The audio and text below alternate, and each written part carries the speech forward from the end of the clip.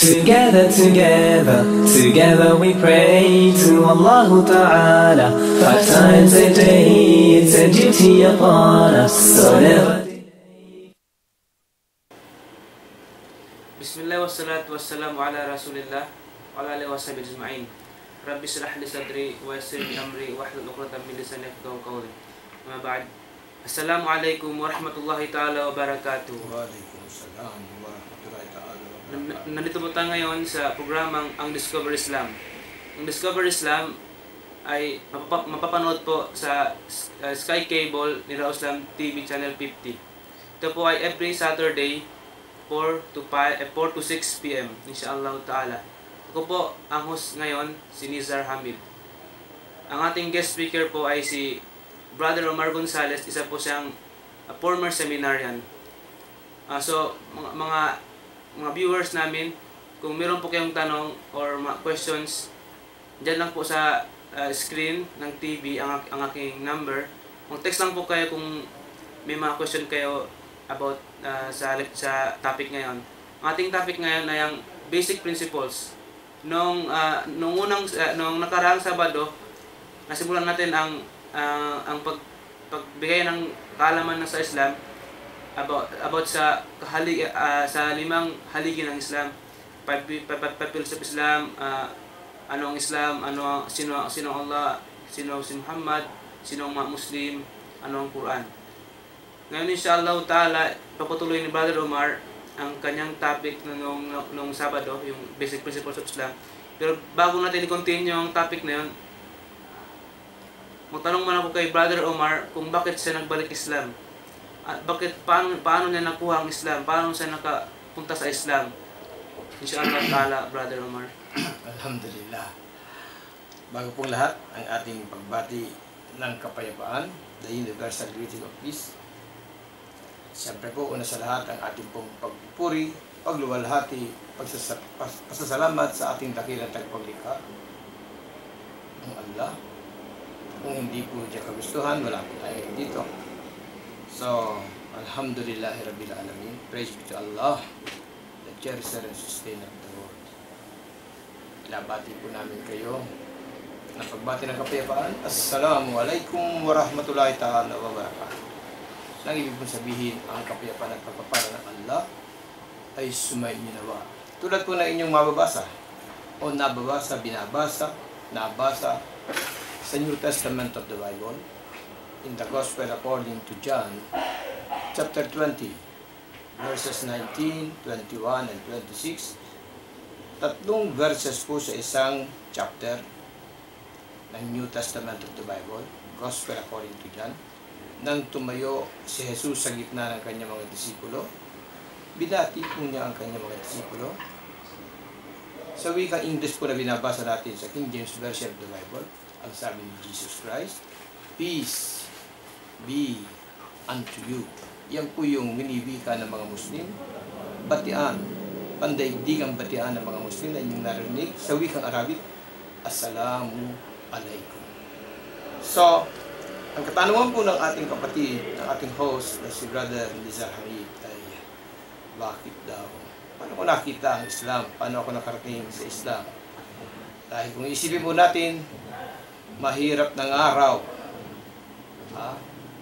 makabalik sa Islam o magbalik Islam mag-isang Kristiyano. How much more? Ano pa kaya yung mismong mga nagtuturo sa mga Kristiyano? Kasi kami po ng mga dating nagpapari o dating pari, kasi po may mga balik Islam po ngayon, dating pari, dating madre, dating seminarista, dating pastor, dating ministro, dating lay preacher of the church, etc. etc. Kami po, nung nandudong pa po sa pananampalataya na nakagis na namin, kami po nagtuturo sa amin po mga tagasunod, sa amin po mga miyembro ng aming pananampalataya. So, kalimitan, sinasabi na ang mga miyembro mahirap nga paliwanagan, paunawa sa kanilang Islam para makabalik sila sa Islam. How much more yung nagtuturo na katulad namin. Pero ang masasabi po natin, kapag gusto po ng Allah, pagka gusto niya nagabayan ang tao, wala pong matigas yan. Lalambot po yan. Katulad po ng pelikula ni Fernando Poe Jr., walang matigas na tinapay sa mainit na kape. Hindi niya yata po napanood yun. Anyway, ang pagbalik po sa Islam, nakikita po ninyo ang mga Muslim ngayon nagpaparating ng mensahe ng Islam sa ating mga kapitbahay. Yan lamang po ang tungkulin ng mga Muslim sa buong daigdig. Hindi po kami nagko-convert. Huwag niyo pong isipin na sa pagpaparating po namin ng programang Discover Islam ay kino-convert po namin kayo. Hindi po tungkulin ng mga Muslim ang mag-convert. Di tulad po nung kami po ay nasa dating pananampalatayang nakagis na namin ang Roman Catholic o Roman Catholicism o Christianity. Kami po talaga ay we convert people. The secret mission of the church, yun po to Christianize the Muslims. Sa pananampalatayang Islam, ang tungkulin po namin mga Muslim, iparating lamang po ang mensahe ng Islam sa inyo.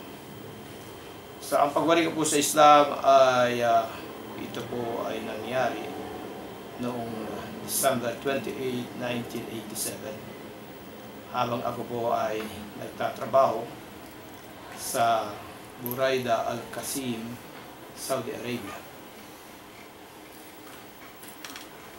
Alam naman po ninyo na sapul pagkabata tayong mga katulad ko na lumaki sa Luzon. Ako po isang Tagalog Muslim.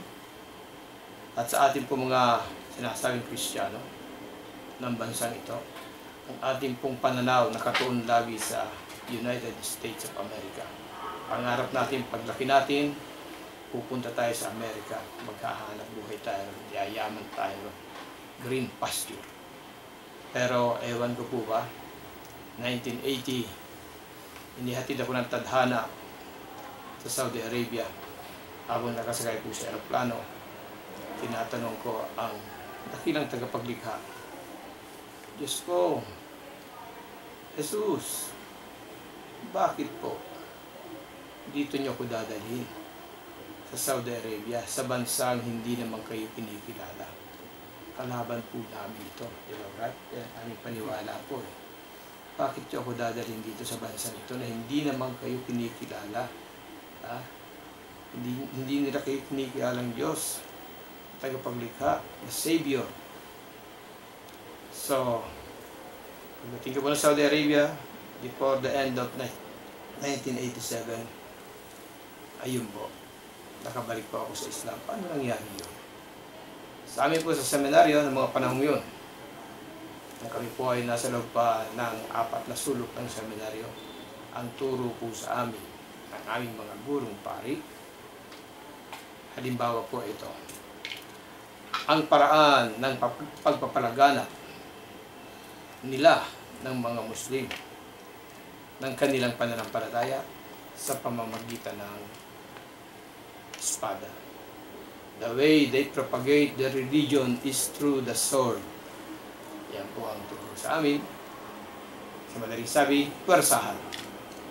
Pag hindi ka nag-Muslim, patay ka. So, sabi namin, pambihira itong mga tao ito. By force. Pero kita po ninyo, nasa Saudi Arabia na po ako from 1980 to 1987 bago ako nagbalik sa Islam. Wala naman pong namimilit sa akin, walang pumilit sa akin na mag-Muslim, walang nanakot sa akin, walang nagbanta sa buhay ko, walang nagsabi na pag di ka nag-Muslim, pauwing ka namin sa Pilipinas. Wala po. Pero ang turo po sa amin ng aming pinanggalingang seminaryo, ang nagturo po sa aming mga guro namin mga pari, ang mga moro, ang mga Muslim, the way they propagate the religion is through the sword.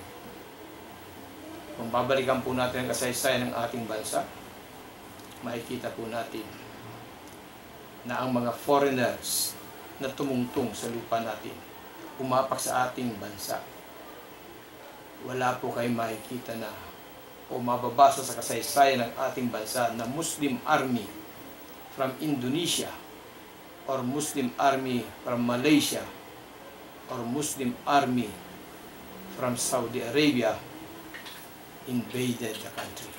wala po tayong mababasa sa kasaysayan ng ating bansa na may mga Muslim na dumating dito mula sa ibang bansa. Sinakop ang ating bansa, pinag-Muslim tayong pilit, pag hindi ka nag-Muslim, patay ka. Sino po ang mga foreigners na ating mababasa o nabasa sa kasaysayan ng ating bansa na umapak, dumating sa ating bansa? Andyan po ang mga Kastila, mga Chinese, andyan din. Andyan po ang mga Amerikano, mga Hapon, British, Dutch. Pero kita po ninyo, wala po tayong mababasa, makikita Muslim army from Indonesia or Malaysia or from Saudi Arabia or from the Middle East came over to our country and invaded our country and forced us to be Muslims. Wala po. Hindi po ba? At katunayan pa po, kahit sino po dito sa mga kilala niyo mga nagbalik sa Islam, tanungin niyo po sila. Maaaring may mga anak kayo na nagbalik sa Islam o mga kamag-anak, mga kapatid, mga kaibigan. Tanungin niyo kung nung sila ay magbalik sa Islam, pinilit sila, pinagbantaan sila, na kung hindi magmumuslim, masasaktan sila o may mangyayaring hindi maganda sa kanila. Ang pagbalik po namin sa Islam, pusang loob, mula po sa kaibuturan ng aming puso. Pero totoo po, at nangyayari, may mga nagbabalik po sa Islam na hindi po mula sa puso ang kanilang pagbalik sa Islam. Meron po kaming tinatawag na mga Muslim by conviction. Nag-Muslim po dahil nakita nila na talaga, totoo, tama lamang, na walang ibang Diyos na dapat sambahin kundi ang Allah lamang at si Muhammad ay sugo ng Allah. Totoo po yan, Muslim by conviction. Ganyan po ang pagbalik kami sa Islam. Pero meron naman pong nagbabalik sa Islam na Muslim by yung pong dala ng pangangailangan. Kaya lamang po ng Muslim. So, makikita po natin sila sa inyo pong pag-aaral ng Islam, masasabi niyo kung sino sa kanila. Based na rin, ayon na rin sa kanilang mga kilos at pananalita at gawa, masasabi niyo na ito talagang nagbalik sa Islam mula sa puso o Islam by convenience. Either Islam by conviction or Islam by convenience. So, isa pa kong turo sa amin, sa aming pag-aaral po, nung kami po yung nag-aaral pa, mga nangangarap maging pari, ang turo po sa amin, ng aming mga guru, pari sa seminaryo, ang mga Muslim, galit daw po kay Jesus. They hate Jesus. Pero tingnan po ninyo, nung kami po ay makabalik sa pananampalatayang Islam, lalaman po namin, hindi ka po maaaring maging isang Muslim.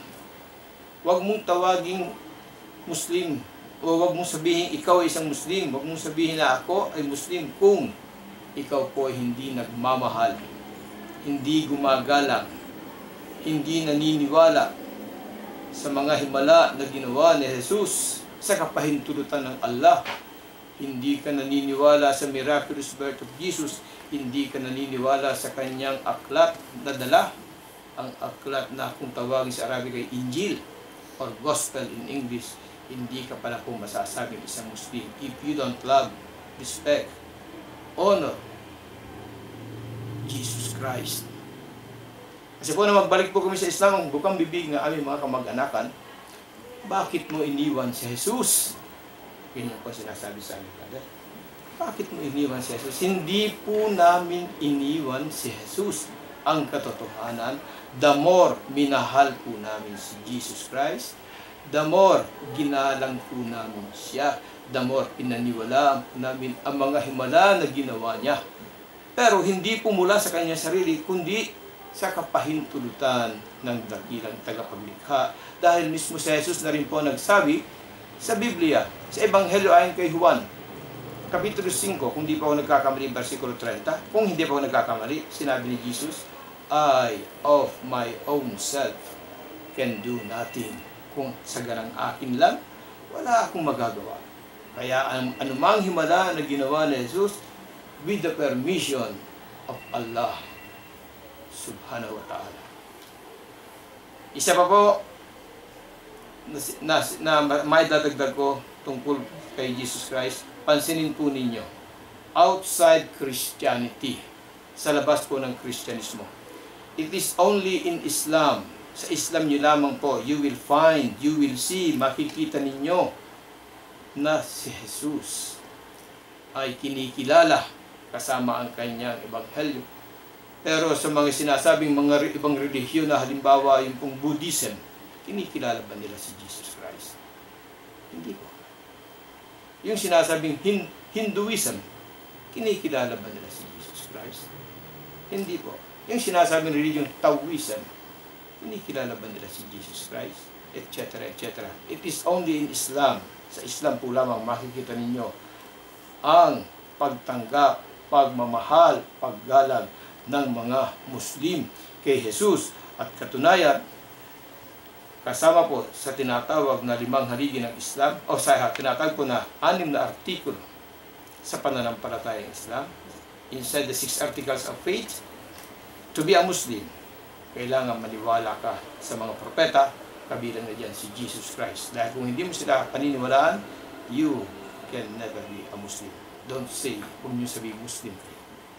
Isa pa po, nung kami po ay nasa loob pa ng seminaryo, mga nag-aaral, maging pari, naghahangad maging pari, ang sabi po sa amin, ang turo po sa amin, galit ang mga Muslim sa Kristiyano. Galit ang mga Muslim sa Kristiyano. Nililinaw natin ito, ha? Dahil po ang layunin po ng Discover Islam, lalahanin po natin, ang layunin po namin ng pagsasalita rito. Hindi po kami narito para magpagandang lalaki. Hindi po kami narito para magpapogi points. Ano po? Narito po kami para gampanan ang mga tungkulin namin bilang Muslim. Ano po ang aming tungkulin? Iparating po sa inyo ang mensahe ng Islam. Hindi po kami nagko-convert. Hindi po gawain ng Muslim ang mag-convert. Ang gawain ng Muslim magparating ng mensahe. We convey the message of Islam to our neighbors. Ang Allah subhanahu wa ta'ala, siya po ang magbibigay ng gabay, ng guidance sa inyo. Siya po ang nakakakita ng ating mga puso. Siya po ang nakakaalam ng ating mga iniisip, etc. So, doon po sa sinabi ko sa inyo na ang turo sa amin, galit ang mga Muslim sa Kristiyano. Nung magbalik po ako sa Islam, sa loob po mismo ng Quran, ng glorious Quran, mababasa po niyo sa chapter 5, Suratul Ma'idah, sinasabi po roon, sabi kang, sa interpretasyon po ng kahulugan noong, kasi po Arabic po ang Quran, ano po? So, ang interpretasyon ng kahulugan sa wikang Tagalog ay ang pinakamalapit sa pagmamahal sa inyong mga Muslim, silang mga nagsasabi na sila ay mga Kristiyano. Sabi po niyo siguro, hindi totoo yan. Kita niyo po, pansinin niyo, ang mga nagbabalik sa Islam, wag na po natin sabihin yung mga doctors, mga nurses, engineers, the professionals. Pansinin niyo po, dating pari o mga pari, kaya abisay dating pari, Muslim na po ngayon. Madre, dating madre, eto na po sa Islam. Dating seminarista, eto na po sa Islam. Dating pastor, dating ministro, elders of the church, learned people of the church, eto na po sa Islam. Ano nyo sasabihin na hindi totoo yun na ang mga Muslim galit sa Kristiyano? Hindi po galit ang mga Muslim sa Kristiyano. Ang sinasabi pong galit ang mga Muslim doon po sa ginagawa ng mga hindi Muslim, ginagawa nila na ang Diyos ay nilagyan nila ng katambal. They associated partner sa Allah. Halimbawa, si Jesus Christ, Hesus Kristo, na isang dakilang sugo ng Allah, ginawang Diyos, anak ng Diyos. Sinasamba, nilalapitan, pinagdarasalan. Yan po ang mga bagay na ayaw na hindi gusto ng mga Muslim. Pero sabihin na galit kami sa inyo dahil kay Kristiyano, hindi po. Ang amin pong ayaw, hindi namin gusto, yung pong ginagawa ninyo na sumobra po, lumabis kayo, lumampas kayo sa katuruan ng propeta, lumampas kayo sa katuruan ng dakilang tagapaglikha. So hindi po totoo na galit ang mga Muslim sa Kristiyano. Hindi po totoo. Ang nagsabi lamang po niyan, yung mga guro naming pari sa seminary. Isa pa po, ang sabi ko po sa amin,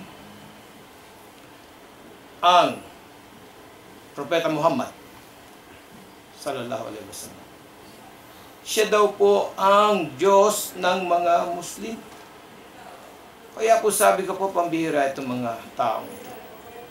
Just imagine po, narating na nga ng Amerikano ni Armstrong ang buwan, the moon. The Americans reached the moon. Astronaut Neil Armstrong umapak po sa buwan. Namatay na nga yata si Armstrong.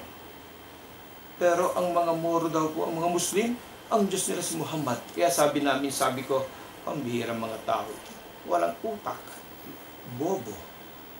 Huwag po kayo magagalit ha. Isinaisip ko lang po, dahil po ang tanong sa atin ng ating host, paano ko ba nakita ang Islam? So, inire-relate ko lang po. Binabahagi ko lang po sa inyo. At hindi niya rin po siguro, maaari pong nagdududa kayo, pero ito na lamang po pakikita kong preba sa inyo. Ang turo po kasi sa amin, ang Diyos ng mga Moro, Muslim, si Muhammad. Ngayon sabi ng iba po dyan, hindi naman tinuro ganyan ng pari na ang Diyos ng mga Muslim, si Muhammad. Okay, ito po, tingnan niyo po ang dictionary natin ngayon. Diyan po sa City Library, may dictionary po dyan. Webster Dictionary, ang kapal. Ang kapal po, ano? Pumunta po kayo sa letter M, Muhammad. Ano pong mababasa ninyo dyan? Ano ang sinasabi ng Mohammedanism? Ha? Religion founded by Muhammad. Ha? Bakit Mohammedanism? Ginagawang parang Christianism. Parang inahahalin tulad ang mga Muslim sa mga Kristiyano na sinasamba nila si Jesus. Kristiyano, di ba? Tinampon ninyo mga Kristiyano. Kami nung Kristiyano kami. We worship Jesus. So, ang sabi nila, si Muhammad, siya nagtatag ng relihiyon na ang tawag, tinampon ninyo sa dictionary, Webster Dictionary, etc., Oxford Dictionary, kung ano pang dictionary, Mohammedans. Ang mga followers ni Muhammad, ang tawag ay Mohammedans. Ang kanilang relihiyong itinatag ni Muhammad, Mohammedanism. So, parang kay Jesus Christ, sabing Christianity, ano po ang ginagawa ng mga Christian? Kay Jesus Christ, sinasamba. Di po ba? So, ang sabi nila, Mohammedanism, yung mga Moro naman, yung mga Muslim, sinasamba naman nila si Jesus. At ang tawag sa mga taga-sunod ni Muhammad ay Mohammedans. Sabi po na Webster Dictionary. Sino po ang may gawa ng Webster Dictionary? Kami po bang mga Muslim? Hindi po kami. So, isa pa po, yan daw pong Quran, gawa lang ni Muhammad. So, sinasabi namin, gawa lang ni Muhammad. Matagal na panahon po, kasi nagbalik po ako sa Islam, I was already 36 years old yata, kung hindi po ako nagkakamali. So, magmula po na magkaroon ako ng sariling pag-iisip, the age of puberty, hanggang sa bago ko makita ang Islam, yan pong nasa isipan ko pagdating sa mga Muslim. Hindi po namin alam yung Islam. Alam lamang po namin yung mga Muslim during our time. Mga Moro, Mohammedans, Mohammedanism. So, yun daw pong Quran, gawa lang ni Muhammad. Nung kami po makabalik sa pananampalatayang Islam, nasuri po namin. Kapatunayan po namin. Hindi po kayang gawin ni Muhammad ang tulad ng isang aklat tulad ng Quran. Si Propeta Muhammad po, sabi ng aming guro, epileptic, isang fake prophet. Sa aming pong pagbalik sa Islam, nalaman po namin si Propeta Muhammad sallallahu alaihi wasallam, siya po ay isang no read, no write prophet. Kita po ninyo, no read, no write prophet. Mabuti pa po ako, mabuti pa kayo, mabuti pa tayo, kahit pa paano nakapag-aral po tayo. Pero ang Propeta Muhammad sallallahu alaihi wasallam, wala po siyang alam sa pagbasa, sa pagsulat. Ngayon sasabihin na gawa lang ni Muhammad ang Quran at katunayan, sabi pa, kinopya lamang ni Muhammad ang Biblia. Kita po ninyo ang laki po ng aming kasalanan, nagawang pagkakamali sa ating mga kapatid na mga Muslim at sa katauhan ng Propeta Muhammad at sa dakilang tagapaglikha dahil binabato po namin sila ng mga bagay na wala namang palang katotohanan. So, isa pa po, babaero daw po. Womanizer, sex starved, manyakis si Muhammad at ang kaya mga Muslim ganun din. Maraming asawa. Kita po ninyo, samantala sa pagbalik po namin sa Islam, naalaman namin, wala pong katotohanan ng mga bagay na yun. Sa amin na lang mga Muslim. Isa po sa inayaw, ikinagalit ng aking ama sa pagbalik ko sa Islam, isa sa mga tanong niya, kaya ka ng Muslim, gusto mo mag-asawa na marami. Yan po lagi kasi nasa isip natin, pagka Muslim maraming asawa. Pero dito na lamang po sa kasama ko sa studio ngayon, mga naggagandahang lalaking mga Muslim, ako lamang po ang may asawa.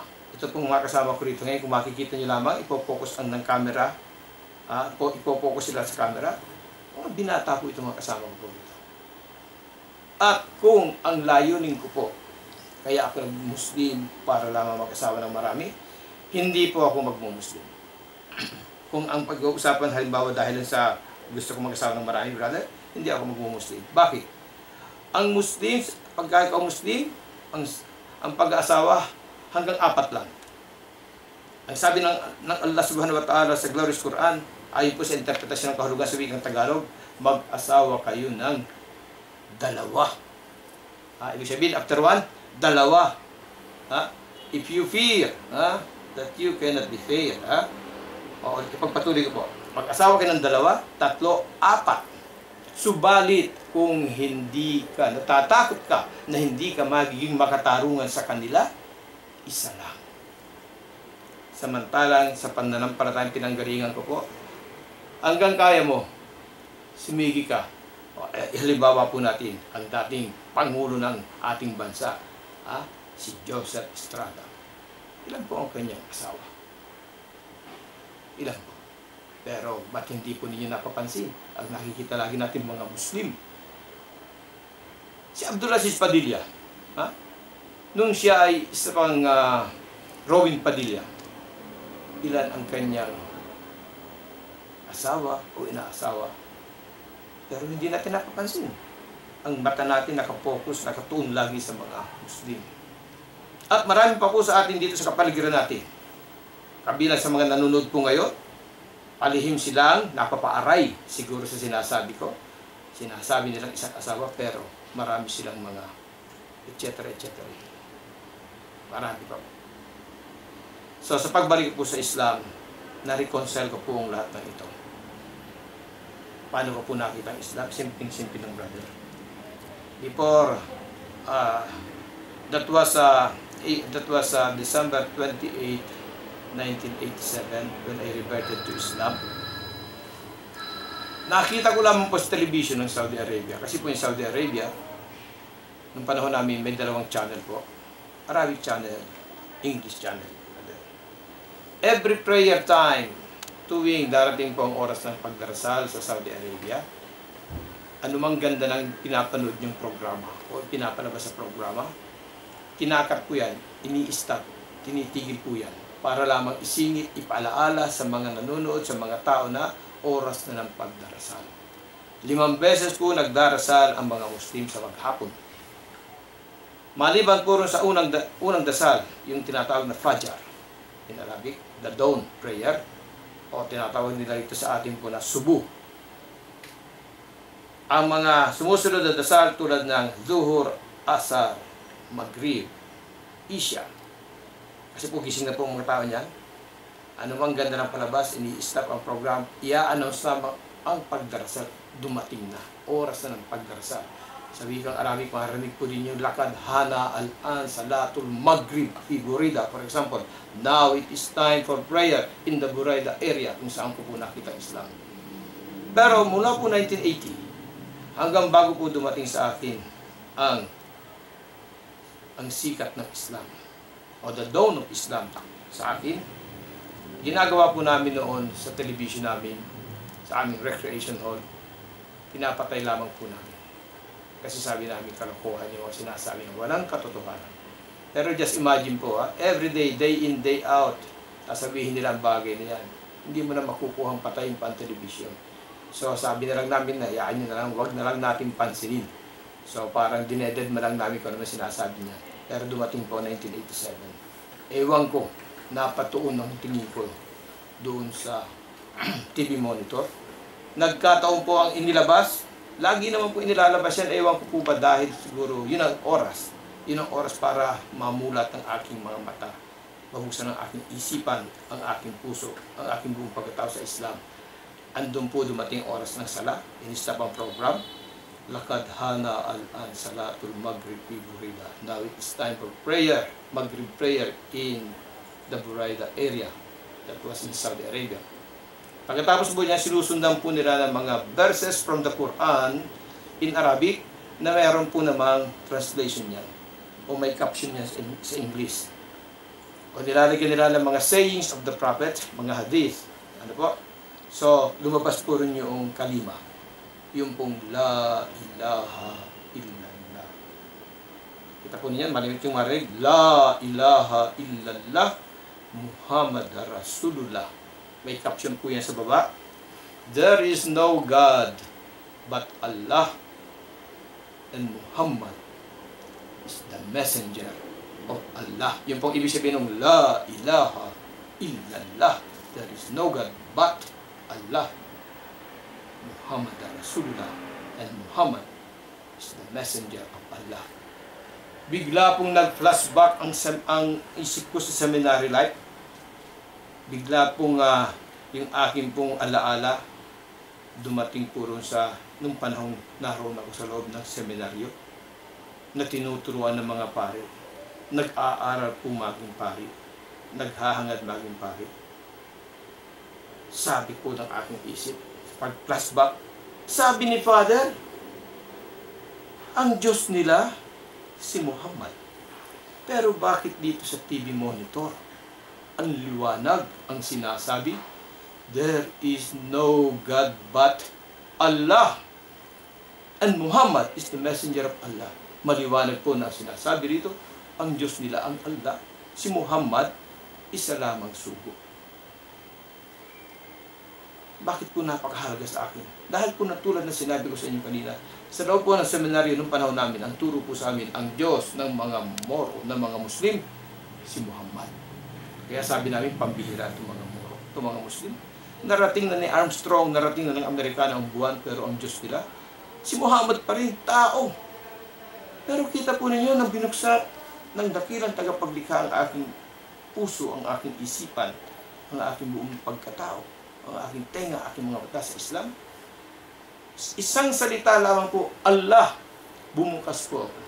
Dahil ang sabi sa amin ng aming guro, ang Diyos nila si Muhammad. Pero, ang dito po sa TV monitor, ang nagsasabi sa akin, alam ko ang gumawa niyan, isang Muslim, isang aral na Muslim, a learned Muslim, a practicing Muslim.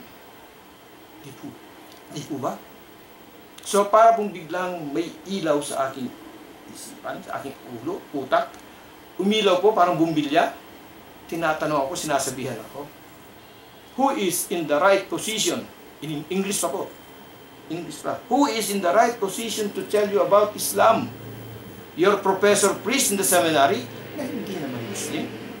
O yung gumawa nung binasa mo kanina, La ilaha illallah Muhammad Rasulullah, there is no God but Allah, Muhammad is the messenger of Allah.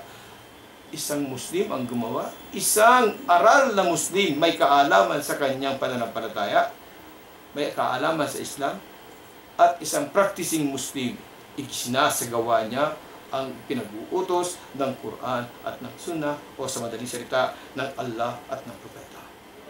Yun lamang po, nagising ako. Common sense. Sa seminary nagtuturo sa amin, kahit po ngayon, pansinin nyo.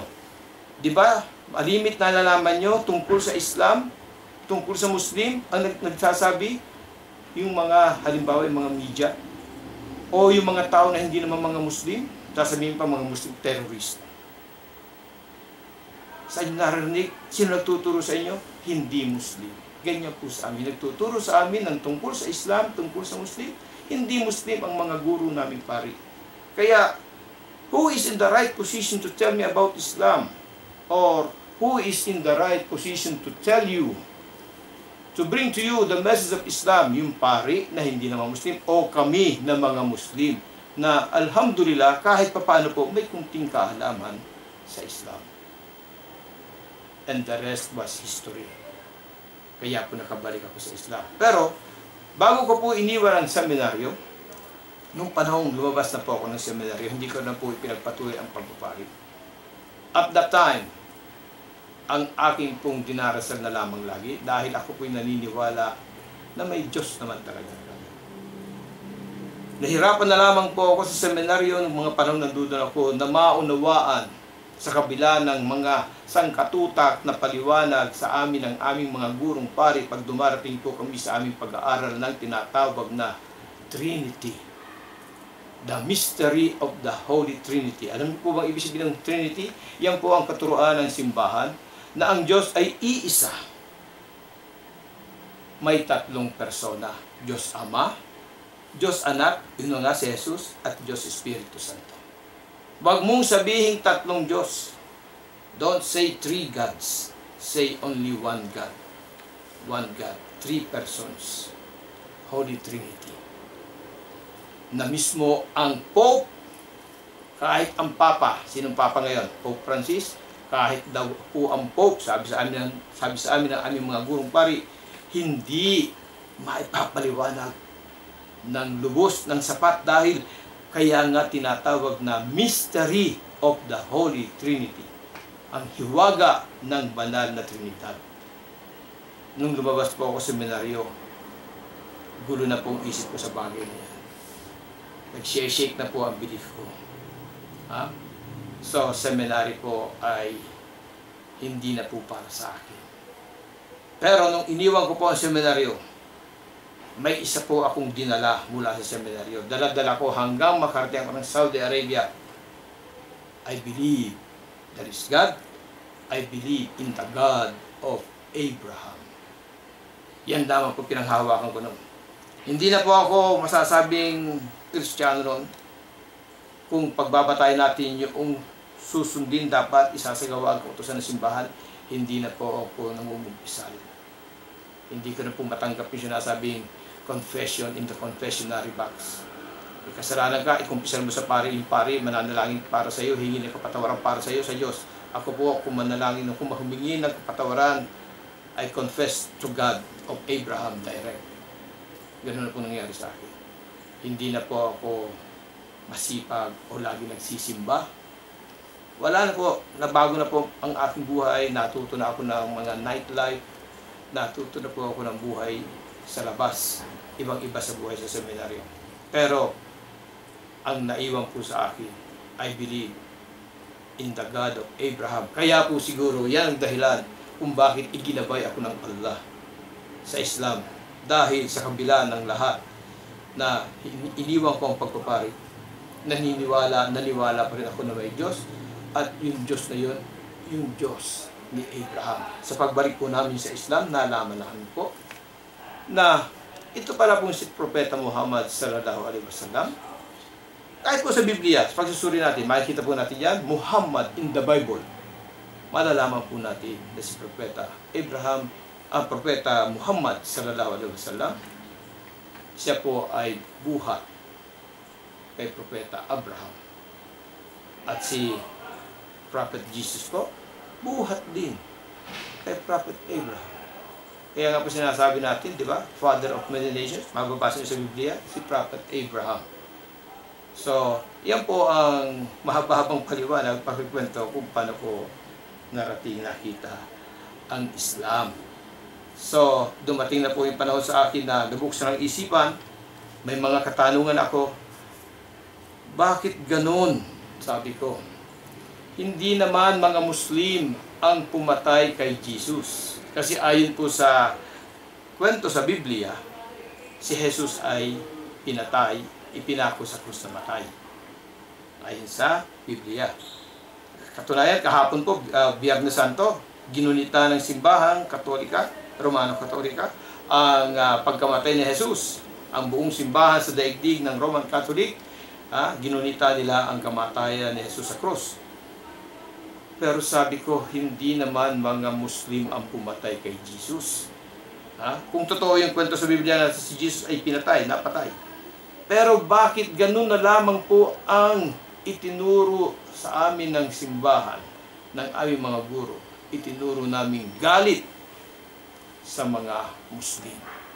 Samantalang hindi naman pala po Muslim ang pumatay kay Jesus. Kayo po ang tanongin ko sa inyong pagbabasa ng Biblia, sino sa alam nyo ang pumatay kay Jesus sa Biblia? Sa kwento sa Biblia, hindi po ba mga Hudyo? Pero bakit po tayo galit na galit sa mga Muslim? Tapos ito pa po, si Jose Rizal, sinong pumatay kay Jose Rizal? Muslim ba? Kastila po. Pero bakit galit tayo sa mga Muslim? Yung sinasabing World War II, ikalawang digmaang pandaigdig. Sino po ang pinag-ugatan ng kaguluhang yan? Muslim po ba? Sino ang pumatay ang masasabing naging ugat ng pagkamatay ng milyong-milyong tao sa buong mundo? Si Hitler. Muslim po ba ang may kagagawan? Pero kita po ninyo, lagi na lang, tuwing may kaguluhan, tuwing may masamang nangyayari, hindi magandang nangyayari, lagi nating sinisisi ang mga Muslim. Kawawa naman po sila. Samantala kung titingnan po natin ang ating bansa, sa kabila po ng itinuro sa atin ng ating mga gurong katekista, na sinasabi po nila, pasalamat tayo, dumating ang mga Kastila. Dahil kung hindi dumating ang mga pari, ang mga Kastila sa ating bansa hanggang ngayon, malamang tayo ay sumasamba pa sa mga nilikha tulad ng araw, ng buwan, ng bituin, ng mga puno, ng mga isda, ng mga hayop. Mabuti na lang dumating ang mga Kastila. Kita po ninyo? At sa ating po mga binabasang mga aklat, kasaysayan ng bansa, isinulat ng ating mga sinasabi po mga historian, tagapagsalaysay. Unfair. Wala po tayong makikitang tungkol sa mga Muslim. Yan po nung panahon namin. Mabuti na lamang po sa panahon ninyo ngayon, brother. Makikita po ninyo mga history books ninyo, nababanggit na ron ang mga Muslim. Nandun na si Raha Suliman ng Tundo. Mababasa nyo na ngayon ang mga kaugalian, tradisyon ng Muslim. Malalaman nyo na yung Makkah, malalaman nyo na yung Ramadan. Pero sa panahon po namin noon, panahon ng mga namin po ang mga history books na binabasa sa public school, wala po kayong mababasa. Wala halos masasabing anino na tungkol sa mga Islam, sa Islam at sa Muslim. Sa pagbalik po sa pananampalatayang Islam, sa aking pong pag-aaral pagsasaliksik, nalaman ko po ang Brief History of Islam in the Philippines. 1380, nandito na pala po sa ating bansa ang Islam. Meron pong isang telephone directory ang PLDT nung mga panahong hindi pa po maliit ang telephone directory, kasi po ngayon ang directory ng PLDT maliit na po. Nung araw po ang kapal po niya, malaki po. Dalawang libro po yan. Yung isa yellow page, yung isa puro puti, andun mga telephone number. Pag binuksan po ninyo yung cover, ilang pages, makikita ninyo. Highlight yata yun, o timeline ng ating kasaysayan ng bansa, makikita po ninyo. 12th century, dumating ang Islam sa Pilipinas. Tapos sa ibaba, andun na po yung March 16 o 1521, dumating ang Kristyanismo. Sino po may gawa noong telephone directory? Sasabihin niyo siguro kung gawa rin, hindi ito totoo. Sino po may gawa? Kami bang Muslim? Hindi po. Ang may gawa po ng telephone directory ng PLDT, hindi po isang Muslim. Tingnan po ninyo. Pero matagal na panahon, binulag tayo, pinapaniwala tayo ng ating mga guro, mga katikista, na ang nagturo naman po ang mga pari at simbahan din, mga seminarista. Kaya hindi rin natin totally masisisi ang mga katikista dahil biktima rin sila ng kamangmangan, just like me, just like you. We were victims of ignorance. So, hindi rin po natin totally masisisi sila, pati ang mga historian, pero hindi po maitatago sa kasaysayan ng bansa. Wala pa po ang mga Kastila, wala pa po ang Kristyanismo sa ating bansa. Andito na po ang Islam. sa ating bansa. Namamayagpag 144 years nung dumating si Magellan for the first time sa ating bansa. Nung dumating ang mga Kastila sa pamumuno ni Magellan, March 16, 1521, ang Islam po 144 years na nakatayo, namamayagpag sa kalakhang bahagi ng ating bansa. Suriin lamang po ninyo, magsaliksik lamang po kayo. Makikita ninyo 1380, Sharif Makdum dumating sa tubig indangan, simunul, tawi-tawi. Ang sabi po sa amin sa seminaryo, ang turo sa amin, ang mga Muslim kung magpalaganap ng kanilang pananampalataya sa pamamagitan ng espada, by force. Sa pag-aaral po natin ng kasaysayan ng ating bansa, sa ating history, may dumating ba dito mga foreign armies, Muslim army from Indonesia or Malaysia or Saudi Arabia and invaded the country? Wala po. Ang dumating po rito mga foreigner na sumakop sa ating bansa, ginulong ating bansa, Kastila, Amerikano, Hapon, British, Dutch, etc. Pero yung Muslim army wala po. Pero sinasabi sa amin sa simbahan, sa amin sa seminaryo, tinuturo sa amin, ang mga Muslim kung magpalaganap ng kanilang pananampalataya sa pilitan, sa pamamagitan ng espada. Dumating po noong 1380, Sharif Makdum, isang Arabong Muslim, isang negosyanteng Muslim, a trader. Kita po ninyo, si Sharif Makdum, sasagupin niya ang buong bansa, sasabihin sa mga tao, pag di kayo nag-Muslim, patyong po kayo. Imposible po. Pero matagal na panahon, yan po ang itinanim sa ating utak, sa ating isipan ng simbahan. So kita po ninyo, matagal na panahon tayo ay biktima ng kamangmangan. Victims of ignorance. Samantalang kung titingnan po natin, dumating ang Kristyanismo, kailan ka naging Kristiyano? Ikaw, Omar, ako na lamang po tanongin niyo, kailan ako naging Kristiyano? Nung ako po ay ipinanganak, hindi po. Nung ako po ay pinanganak, pagkapanganak po sa akin, nung panahong yon, mga 1 taon po muna, nasa bahay lang ako. Dahil si nanay, si tatay, nag-iipon ng pera para magamit sa pagpapabinyag po sa akin.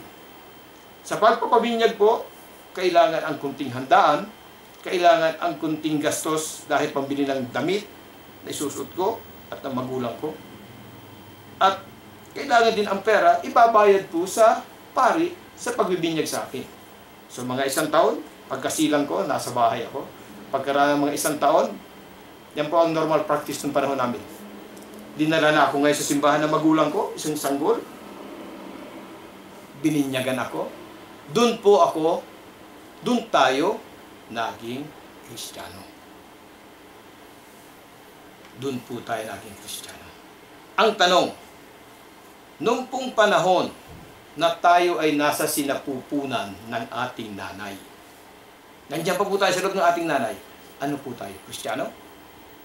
Hindi po. Kasi naging Kristiyano lang tayo nung bininyagan tayo sa simbahan. Noong panahon po na dumating po ang Kastila rito, wala pong dating daan, wala pong Jesus Miracle Crusade, wala pa po yung mga Jehovah's Witness, wala pa po yung mga sekta-sekta.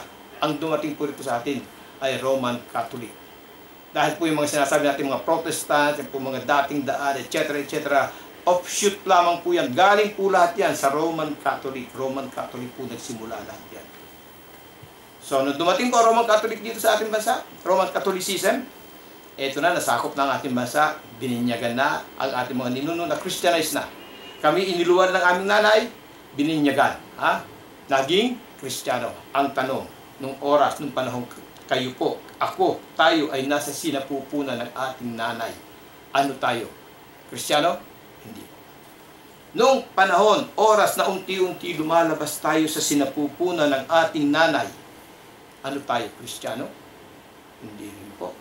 Kasi naging Kristiyano nga tayo nung tayo bininyagan ni Father. Binuhusan ng tubig. Latin pa po ang ginagamit sa pagbibinyag noon. Sinasabi ng pare, habang binuhusan ng tubig sa noo ang sanggol, ego baptizo te. Salitang Latin po ang ginagamit namin noon. Ego baptizo te. I baptize you in nomine Patris, in the name of the Father, et Filii, and the Son, et Spiritus Sancti, and the Holy Ghost. Hindi pa po Spirit nun, Holy Ghost. Napalitan lamang po naging Holy Spirit kasi siguro nga nagising sila, naisip nila kung Holy Ghost, meron bang banal na kaluluwa? Kahit na sabi mo banal yan, tatakbo ko kung makakita ang kaluluwa. Lutaw? Di po ba? So, naging po Holy Spirit. Going back po sa aking pagsasalaysay, unti-unting lumalabas po ako sa sinapupunan ng aking nanay. Ano ako? Kristiyano na? Hindi pa rin.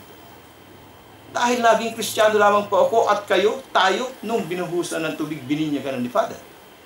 Nung makalabas na po tayo sa sinapupunan ng ating nanay, at nandun pa lamang tayo sa ating tahanan, 1 taon, nasa tahanan lamang tayo habang nagpapalakas po. Pinapalaki. Ano tayo? Kristiyano? Hindi pa rin po. Naging Kristiyano lamang tayo nung dinala na tayo sa simbahan at binuhusan ng tubig, ego baptizo te in nomine Patris et Filii et Spiritus Sancti. Kita po ninyo? Kaya po ako sanay po nung may dalang tubig. Hindi po ito bago sa akin. Nakikita po ng mga kasama ko, laging may dalang tubig si Brother Omar. Kasi po ang katuruan po sa amin sa seminaryo, ang sanggol na namatay na walang binyag, papasok sa limbo. So kami po mga seminarista, ready kami. Lalo na pag nagagawi kami sa mga hospital, baka may mamatay na sanggol, bigla na hindi naman nabibinyagan pa, bubuhusan ka agad namin ng tubig, ego baptizo te in nomine Patris, para hindi siya mapunta sa limbo. Nagbalik po ako sa Islam, ang mga Muslim pala po, isa po sa mga katangian ng isang Muslim, pag nagwiwi, hindi po yan basta pinipitik lang, hinuhugasan po. Kaya ready po tayo lagi may tubig, dahil may mga CR po tayo dyan na walang tubig. Diba? So, ready po. So, bininyagan, ego baptizo te, Kristiyano na ako. Ang tanong, nung hindi pa po ako nabinyagan, hindi pa ako nabuhusan ng tubig, ano ako? Sa pagbalik ko po sa pananampalataya, doon ko nalaman, ako po pala ay Muslim. Nung nasa loob ako na sinapupunan ng aking nanay, Muslim na po ako. Unti-unting lumalabas po ako sa sinapupunan ng aking nanay, Muslim ako. Lumabas ako, nakalabas ako sa sinapupunan ng aking nanay, 1 taon nandun ako sa aming bahay, Muslim ako. Bago ako mabuhusan ni Father ng tubig, Muslim ako. Ano po ang Muslim? Ang Muslim po, ang akala ko noon, yun lamang mga taga Mindanao, yung mga taga Hulo, taga Lanao, taga Cotabato, taga Basila, hindi po pala. So, itutuloy po natin. Magbabalik po tayo. Ibabalik ko po kay sa ating host, kay Brother Nizar Hamid. Ako po ay medyo na-carried away, patawad po. Tuloy po ni Brother Omar sa ilang sandali. Magbabalik po ang Discover Islam. Alhamdulillah.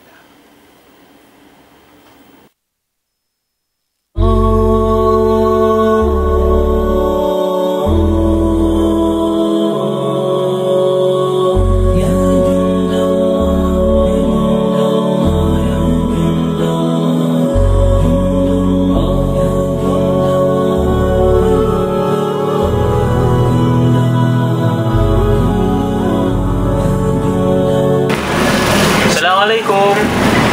Waalaikumsalam. Pasok po kayo, sir.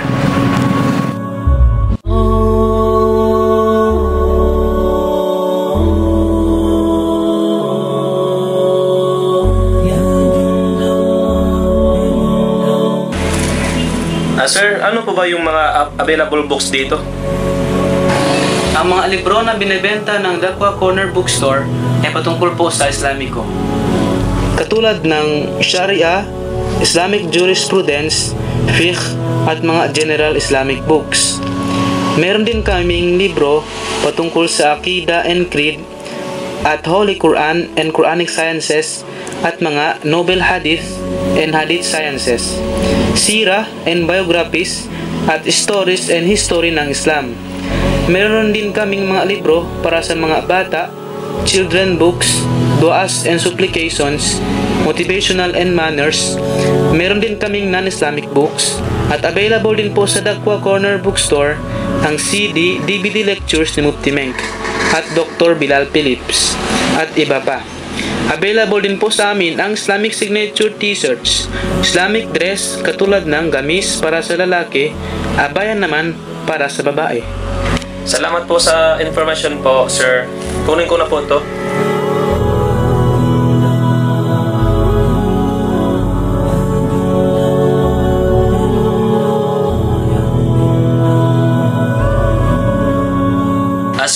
Marami sana akong gustong bilihin, pero ito lang kaya ko.